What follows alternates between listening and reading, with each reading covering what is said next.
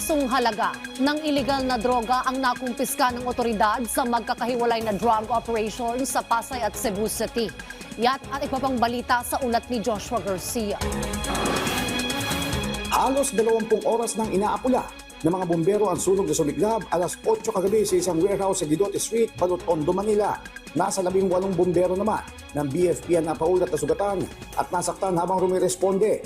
Ayon sa paunang impormasyon, mga hardware tools, payong, goma at iba pang flammable material ang sinasabing laman ng hardware. Nasa 19 na milyong piso naman ang tinatayang pinsala habang inaalam pa ng otoridad ang sanhin na nasabing sunog. Yung pagkapula po ng apoy is nagiging mahirap siya kasi punong-puno ng stock yung ating warehouse.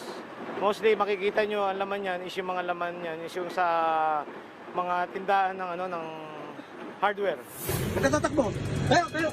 Timbog naman ang rider na ito matapos niyang tangkain tumakas sa checkpoint sa Sembo, Taguig City. Hindi traffic violation ang iniiwasan niya. May dala pala siyang kontrabando.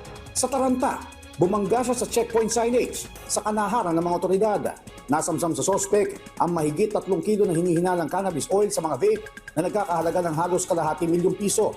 Palusot niya, isa siyang TNVS rider pero walang pruweba. Haharapin ng sospek ang paglabag sa Comprehensive Dangerous Drugs Act of 2002 at disobedience to a person in authority or his agent.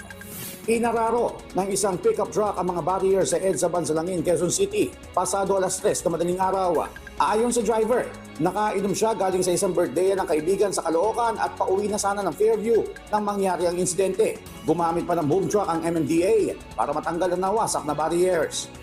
Mga pakete ng shabu, cocaine, ecstasy at marked money ang nasa kote sa drug operation na ikinasa sa Pasay City. 1 kilo ng hinihinalang shabu, 80 gramo ng cocaine, higit 300 piraso ng ecstasy at iba pang iligal na droga na aabot sa higit 9 na milyong piso ang nakumpiska. Arestado ang 3 suspect na 2 ay foreign nationals.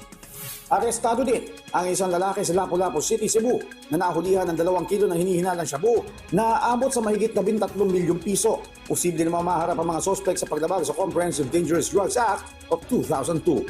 Joshua Garcia para sa Pambansang TV sa Bagong Pilipinas.